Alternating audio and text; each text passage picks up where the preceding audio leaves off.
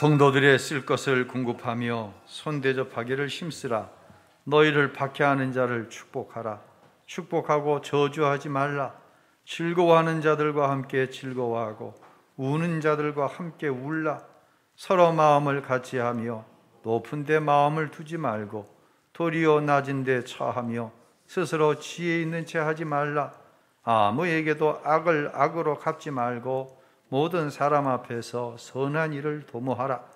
할 수 있거든 너희도 모든 사람과 더불어 화목하라. 내 사랑하는 자들아, 너희가 친히 원수를 갚지 말고 하나님의 진노하심에 맡기라.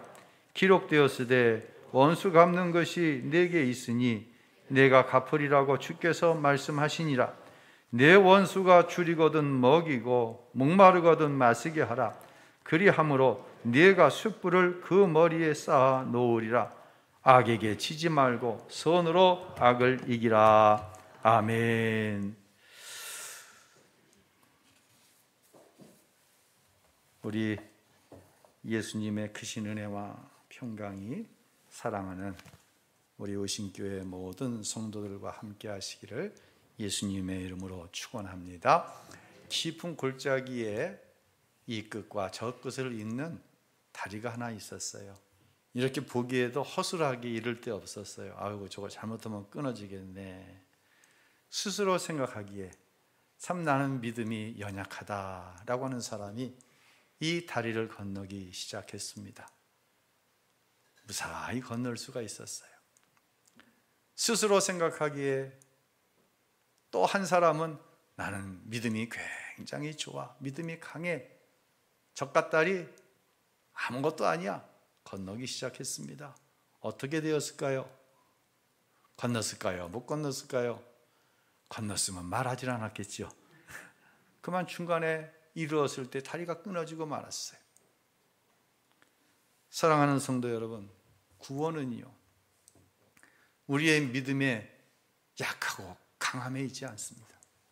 그것에 의해 결정되는 게 아닙니다. 구원은 우리를 위해 구속의 제물 되신 예수의 그리스도의 피, 그 피 흘리심으로 우리에게 거저 주어진 은혜인 줄로 믿으시기를 바랍니다. 모세를 통해 하나님께서 이스라엘 백성들을 구원하실 때 마지막 기적은 유월되는 것이었어요. 여기서 유월이라고 하는 것은 4월, 5월, 6월, 6월이 아니라 넘어간다라고 하는 의미예요. 모세를 통해 하나님 말씀하십니다. 바로의 마음이 점점 강팍해진다. 이제 내가 마지막 재앙을 이집트 땅에 베풀 것인데 이 재앙은 장자의 죽음이다. 이 죽음을 피할 길은 문설주에 양의 피를 바르는 것이다. 이스라엘 백성들은 문설주에 양의 피를 발랐습니다. 그 밤 죽음이 모든 집의 장자와 첫새끼에게 임하였는데 오직 피를 바른 그 슈브리인의 가정은 죽음이 6월 넘어갔다고 하는 것이에요. 오직 누구의 은혜로? 예수의 피의 은혜로예요. 이스라엘 백성이 뭐 특별히 착하게 살았습니까? 이집트 사람들은 특별히 나쁘게 살았습니까? 그거 아닙니다. 시브리임들, 이스라엘 백성들이 특별히 하나님을 신뢰했습니까? 400년이 지난 이스라엘 백성들에게 여호와 하나님에 대한 신앙이 많이 식었어요. 그럼에도 불구하고 전적인 피의 공로로 하나님의 백성이 구원함을 받은 줄로 믿으시기를 바랍니다. 그 이야기에 대해서 출애굽기 12장 13절에 이렇게 기록을 합니다. 읽겠습니다. 내가 애굽 땅을 칠 때에 그 피가 너희가 사는 집에 있어서 너희를 위하여 표적이 될지라.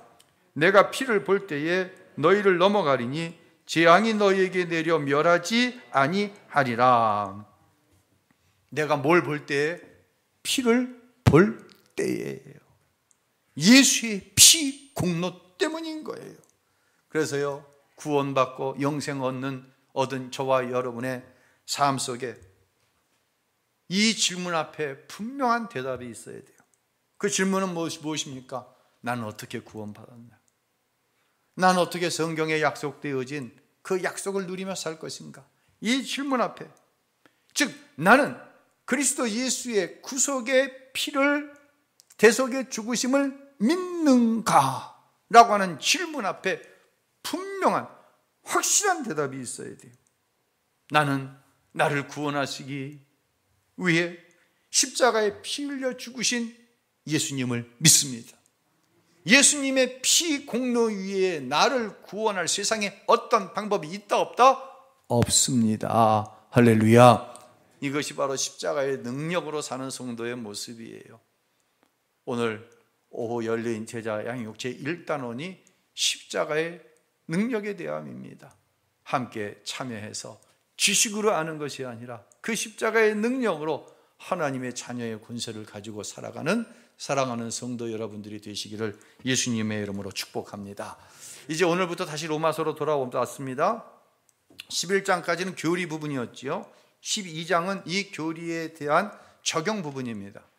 근데 그리스도인들이, 우리 저와 여러분이 이 교리를 윤리적으로 도덕적으로 적용해 나아갈 때에 분명한 근거, 그 근거는 철저하게 십자가의 은혜에서 출발되어져야 된다는 거예요. 그래서 로마서 12장에는 사랑에는 거짓이 없다라고 얘기합니다. 이 사랑은 세상의 사랑을 이야기하는 것이 아니라 십자가에서 예수 그리스도를 통하여 우리에게 허락해 주신, 우리에게 보여주신 하나님의 사랑을 이야기하는 거예요. 아멘.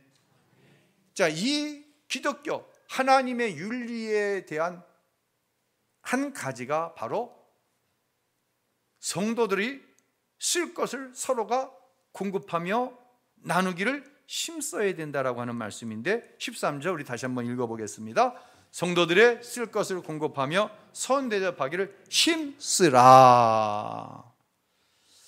이건 어떤 순서적인 문제는 아닌데요, 흔히 이야기하는 경제적인 도움을 주는 순서에 있어서 먼저 성도들 안에, 순서적으로 다음이 세상이라는 의미는 아니지만 먼저 형제 자매 아내라고 하는 의미도 있어요.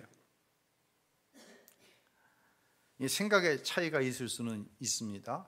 그런데 제가 목회를 하면서 점점 더 깊어지는 생각은 교회 안에서 행하는 가장 강력한 구제가 무엇일까라고 하는 것이에요.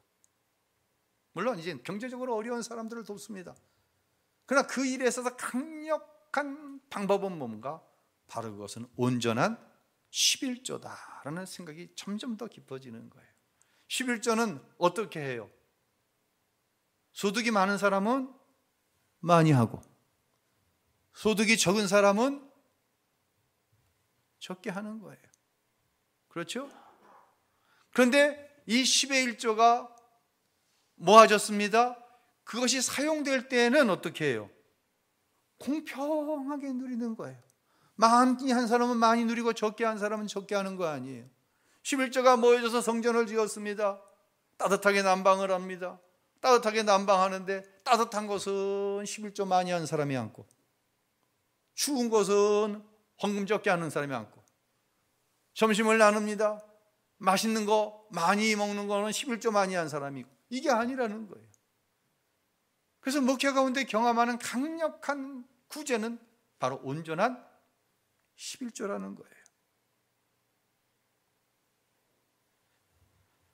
제가 목회하면서 이제 이건 이제 내적인 것이고요, 좀 외적으로 좀 폭을 좀 넓혀 보면서요, 목회를 하면서 제가 관심을 두는 다른 하나는 이 작은 교회에 대한 문제예요.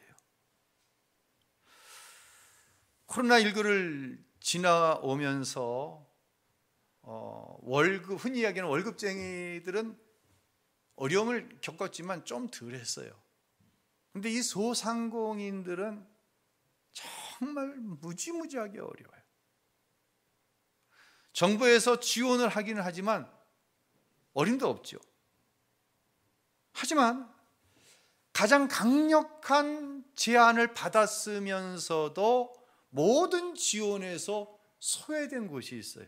그것이 어디일까요? 그것이 어디일까요? 바로 교회예요. 교회는 최근까지도 방역당국으로부터 비대면 예배를 권고받았습니다. 어떤 때는 예배당의 몇 프로, 평상시 출석 인원의 몇 프로라고 하는 지침을 주고 그 지침을 주일이면 구청 직원들이 와서 검사하기까지 했잖아요. 우리 교회는 코로나 초기에 잊혀지지가 않습니다. 9월 달이었죠. 동시에 9명이 코로나에 확진이 되었어요. 그래서 2주간 교회가 폐쇄됐었어요. 가장 강력한 제한을 받았어요.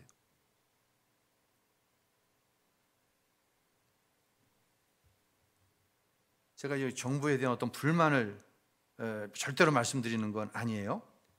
근데 문제는 이 작은 교회들이에요.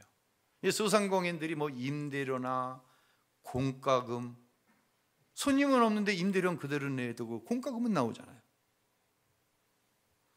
하지만 이 상가교회가 대부분 작은 교회인데요, 자기 건물을 갖고 있지 못한 교회죠.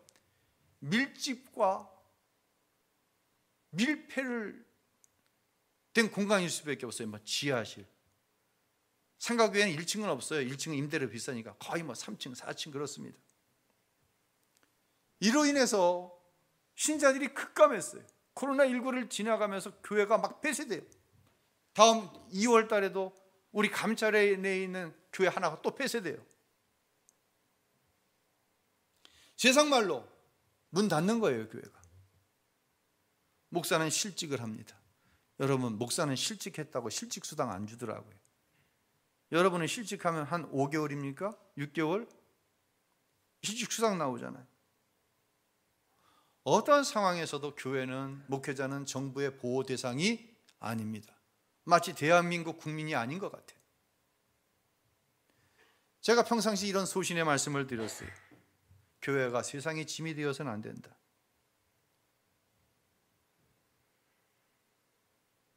교회는요, 세상으로부터 어떤 도움을 받는 곳이 되어서는 안 돼요. 세상의 짐이 되면 안 돼요. 우리가 흔히 교인을 성도라고 하는 표현을 쓰잖아요. 성도는 한문으로 거룩할 성의 도는 무리도자입니다. 거룩한 무리예요. 한 사람을 가리켜서 성도라고도 하지만 이와 같은 성도 교인들의 무리를 성도라고 하는 거예요. 이 성도의 폭을 좀 넓히면 작은 교회, 큰 교회 모두가 그리스도 예수 안에 한 성도예요. 여러분, 믿으시길 바랍니다. 교회를 도와야 할 것은 정부가 아니에요. 교회를 도와야 할 것은 한 지체인, 같은 성도인 교회인 것이에요. 감사한 것은 2021년 연말에, 또한 2022년 연말에 우리 강서 지방 안에는 공식적으로 21개의 작은 교회를, 교회들이 선교비를 모아서 지금 돕는 그러한 좋은 제도가 있어요. 이 21개의 교회의 선교비 이외에 목회자들을 격려할 수 있도록 물질로 도울 수가 있었어요.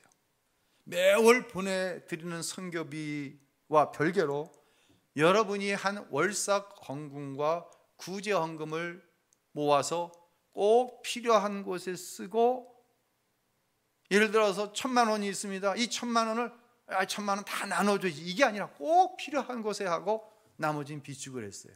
그래서 2021년도에는 선교비와 구제 헌금을 합해서 좀 많은 액수를 21개 교회 목회자들을 연말에 격려할 수가 있었어요. 근데 작년에는 선교 헌금이 좀 어려웠어요.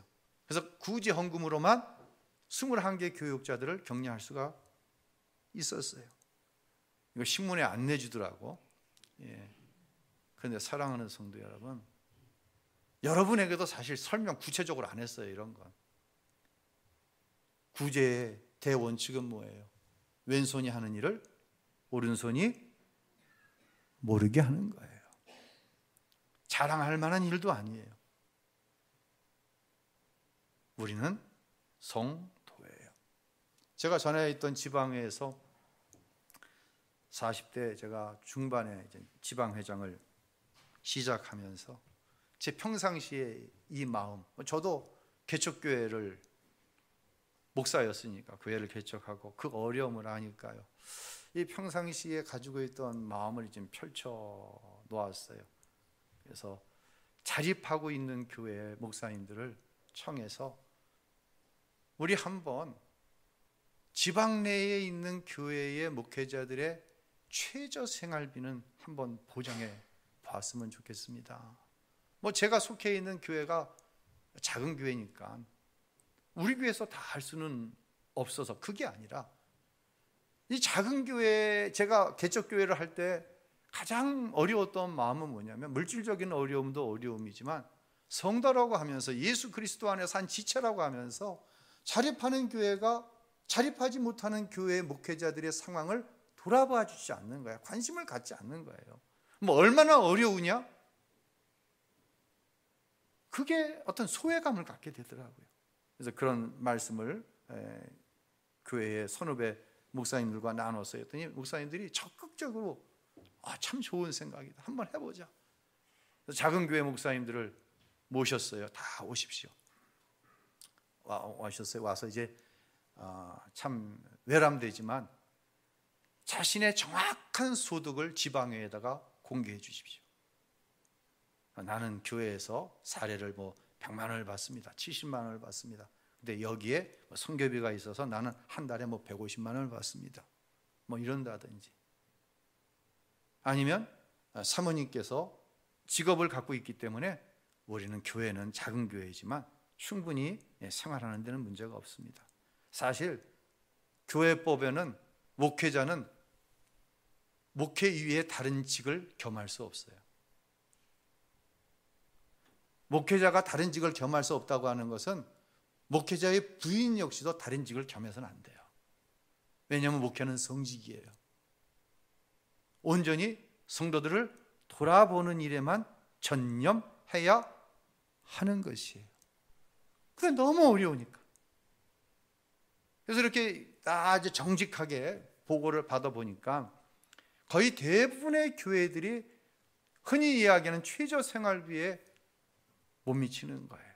자, 그 통계를 가지고 다시 자립하는 교회 목사님들을 모시고 그대로 그 통계를 나눴어요. 예를 들어서 한 달에 2천만 원이 있어야 몇 개 교회에 자립하지 못하는 목사님들의 최저 생계비를 지원할 수 있습니다. 내놨어요. 어떻게 됐을까요?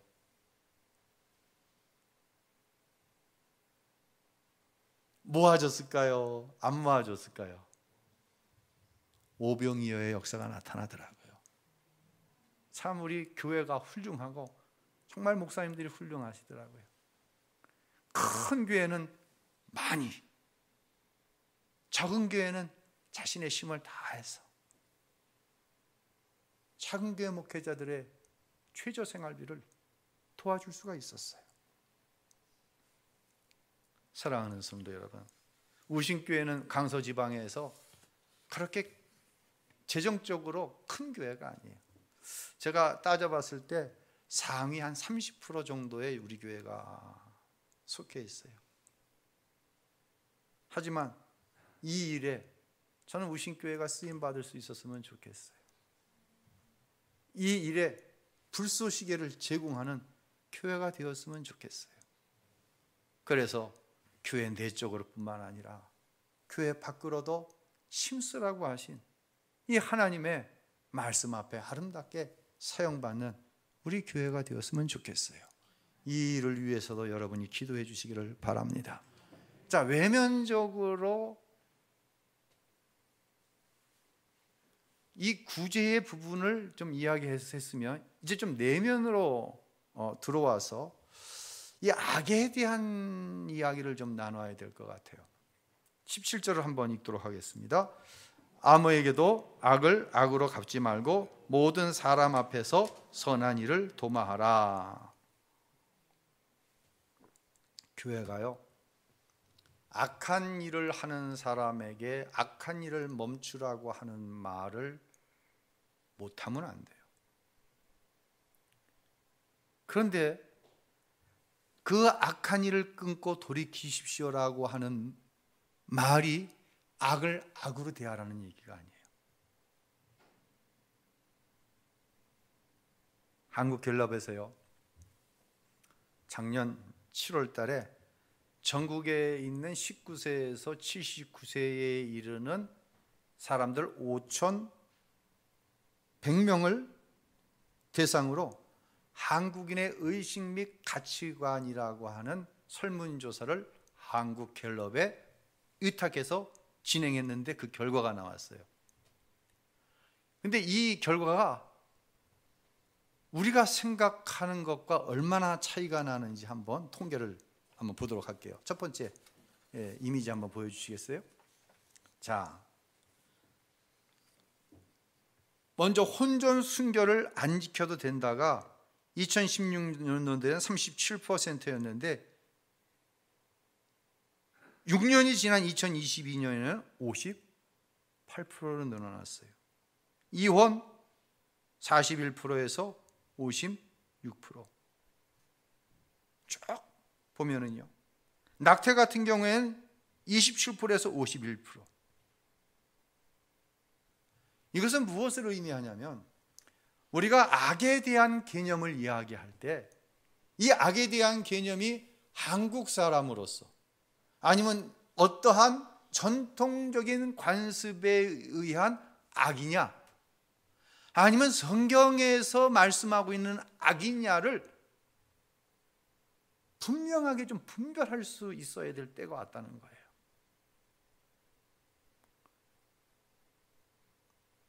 혼전 순결을 지켜라. 그런데 58%의 사람이 그건 동의하지 않는다. 이혼? 어쩔 수 없는 상황에서 해야 되지 않겠느냐. 이게 50%를 훨씬 넘어가는 상황이에요. 그러면 성경은 뭐라고 이야기하는지를 가르쳐야지, 정통에 의해서, 습관에 의해서, 관습에 의해서 이거는 통하지 않는 시대가 이미 도래했다는 거예요. 제가 저희 교회에서 지난번 기독교인의 어떤 성윤리와 결혼관에 대한 세미나를 청년회에서 주관해서 하면서 부모들도 좀 함께 와서 좀 강의를 들었어요. 제가 한 3분의 1 시점쯤 올라와서 봤는데 분위기가 심상치가 않은 거예요. 이런 거예요. 강사가 교제하는 사람과 손을 잡아서도 안 됩니다. 왜냐하면 이러한 스킨십이, 이러한 신체적인 접촉이 결국은 무엇까지 이어지냐면 혼전의 순결을 지키지 않는 것까지 이어지기 때문에 손을 잡아서 안 됩니다.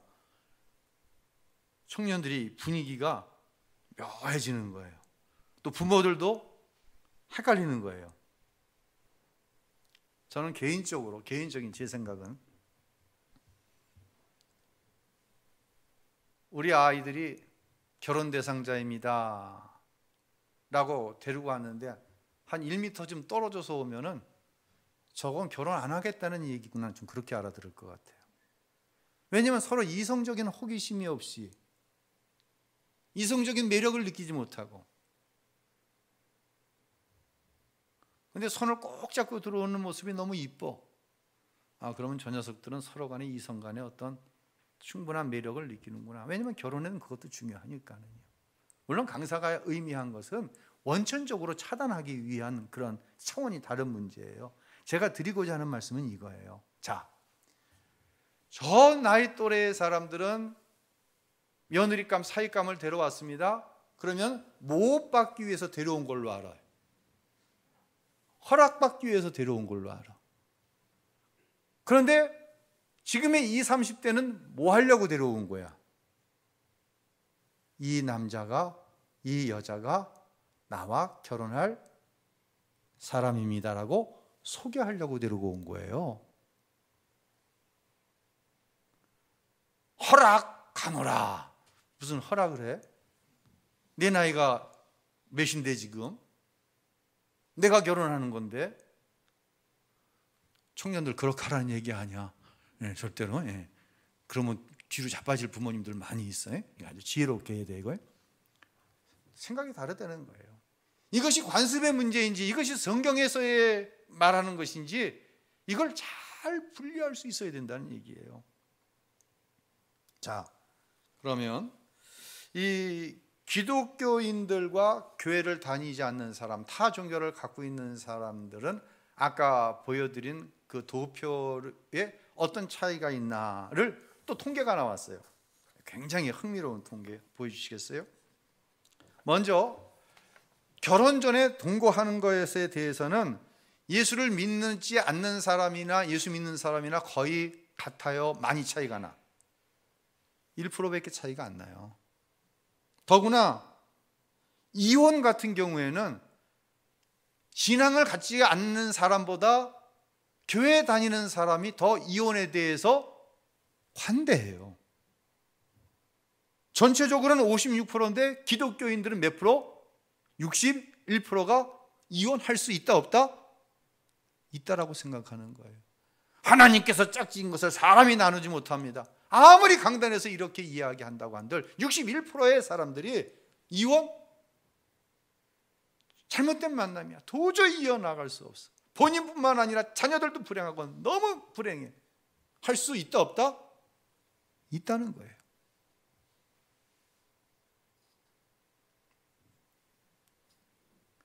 다시 말씀드립니다. 교회가 지금까지 정의하고 옳다고 생각했던 것이 관습에 의한 것인지 성경적인 것인지 전통적인 것이기 때문에 따라야 하는 것인지 생각을 정리해야 될 때가 이미 지나갔어요. 한 30%대라고 한다면 설득해서라도 할 수 있지만 통계가 50%가 넘어가고 60%가 넘어가면 이건 설득, 설명, 이해를 구해서 될 문제가 아니에요. 더구나 분명한 것은 뭐 동성애라든지 이러한 부분들이요. 교회가 십자가의 능력으로 살아가지 않으면 세상과 다를 바가 있다 없다? 전혀 없는 거예요. 우린 지금 이 시대를 우리가 살아가고 있고 우리의 다음 세대와 함께 살아가고 있는 것이에요. 어떤 접근을 가지고 있느냐? 악에 대해서, 선에 대해서 어떤 정의를 가지고 있느냐? 여기에 대해서 이제 마귀의 전략 한 가지만 오늘 말씀을 드리겠습니다. 여러분, 마귀의 전략은 아주 선명해요. 우리가 잘 알고 있어요. 악을 무엇으로 갚으라? 악을 악으로 갚으라는 거예요. 마귀의 전략은. 여러분, 악을 악으로 갚는 거에 대해서 동의하시나요? 동의하지 않나요? 동의하지 않으실 거예요. 자, 요나서 한번 1장 2절로 3절 읽겠습니다. 너는 일어나 저 큰 성읍 니느웨로 가서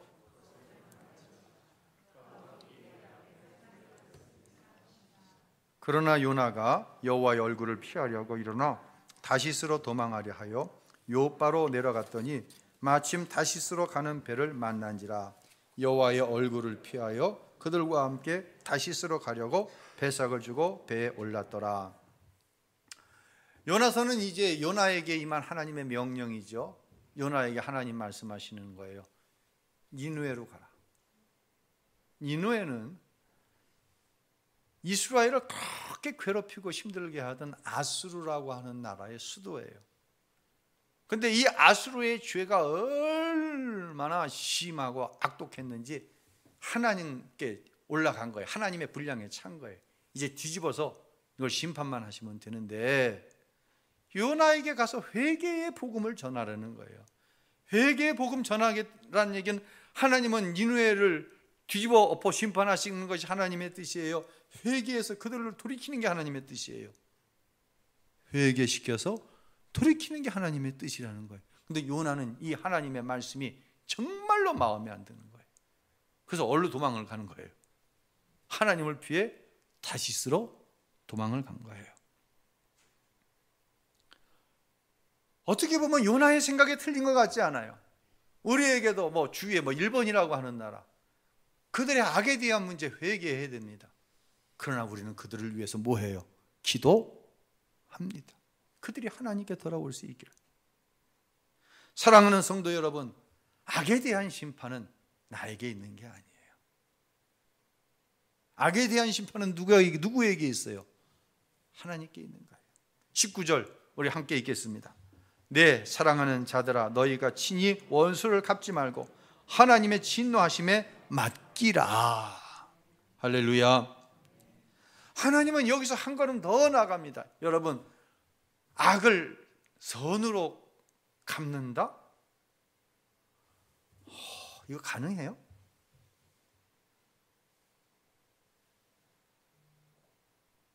그냥 성경에 그렇게 나와 있으니까 아멘을 했지만 여러분, 그렇게 하고 있으신가요? 악을 정말 선으로 갖고 있으신가요? 내가 당한 악의 분량만큼 선을 행해야 돼요. 아니, 더 해야 돼요. 악의 분량이 크면 클수록, 내가 당한 악의 분량이 크면 클수록 더 큰 선의 분량을 그 사람에게 행하라는 얘기예요.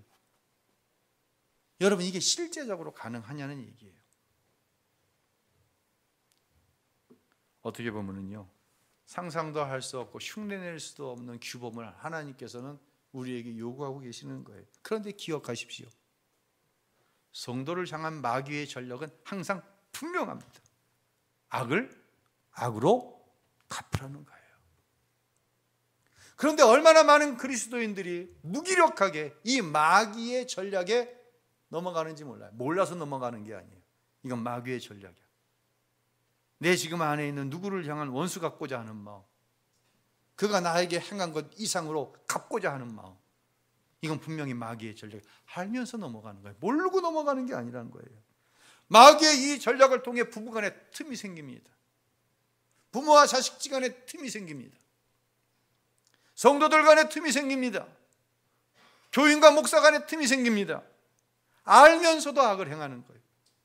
뻔한 전략에 넘어가는 거예요. 그래서 에베소 4장 26절로 27절 이렇게 말씀합니다. 읽겠습니다.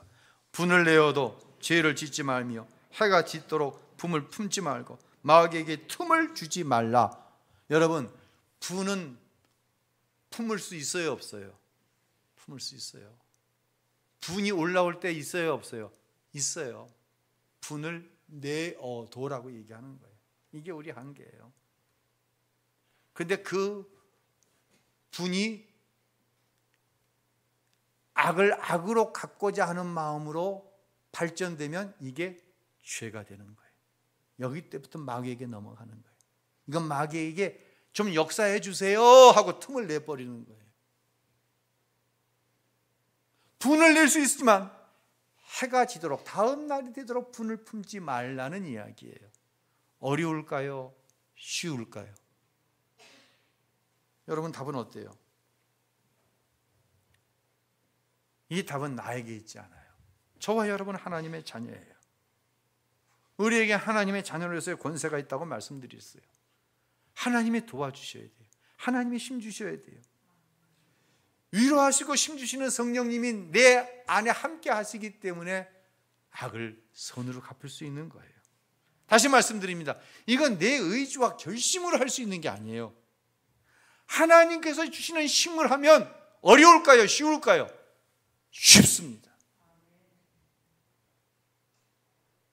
하나님께서 주시는 힘으로 하면 그 악을 행한 사람에게 평안이 오기 전에 먼저 내 안에 평안이 오는 거예요. 할렐루야.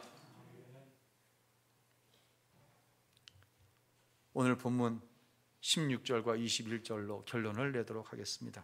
읽죠. 서로 마음을 같이하여 높은 데 마음을 두지 말고 도리어 낮은 데 처하며 스스로 지혜 있는 체 하지 말라.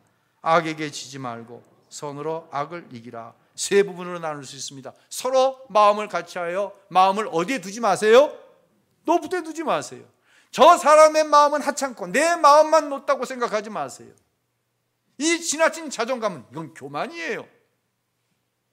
스스로 지혜 있는 척하지 마세요. 우리 가운데 지혜 있는 사람이 누가 있어요? 성령이 주시는 지혜 위에 나에게 속한 지혜는 다 악에 속해 있다고 생각해도 맞아요. 척하지 마세요. 의로운 척하지 말라는 얘기예요. 지혜로운 척하지 말라는 얘기예요. 내 생각이 많다고 생각하는 척하지 말라는 얘기예요. 거기서부터 마귀의 틈이 벌어지는 거예요. 악에게 지지 마세요. 선으로 악을 이기시길 바랍니다. 누가 그렇게 하셨어요? 우리 예수님이 그렇게 하시는 거예요. 하나님과 내가 원수되었을 때 하나님과 원수된 나를 위해서 우리 예수님께서 십자가에 대신 죽으신 거예요. 그 예수님이 내 안에 계시는 거예요.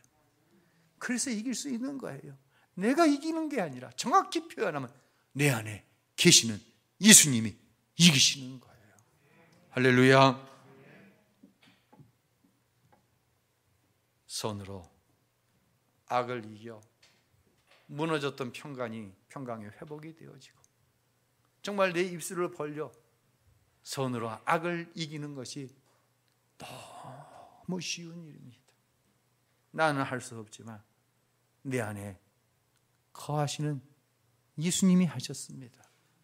고백함으로 이 땅에서도 하나님께서 이루시는 천국을 경험하며 살아가는 정말 십자가의 능력으로 세상의 가치관, 세상의 전통이 아닌 십자가의 능력으로 하나님이 주시는 참된 평강을 경험하며 살아가는 모든 성도 여러분들이 되시기를 예수님의 이름으로 축원합니다.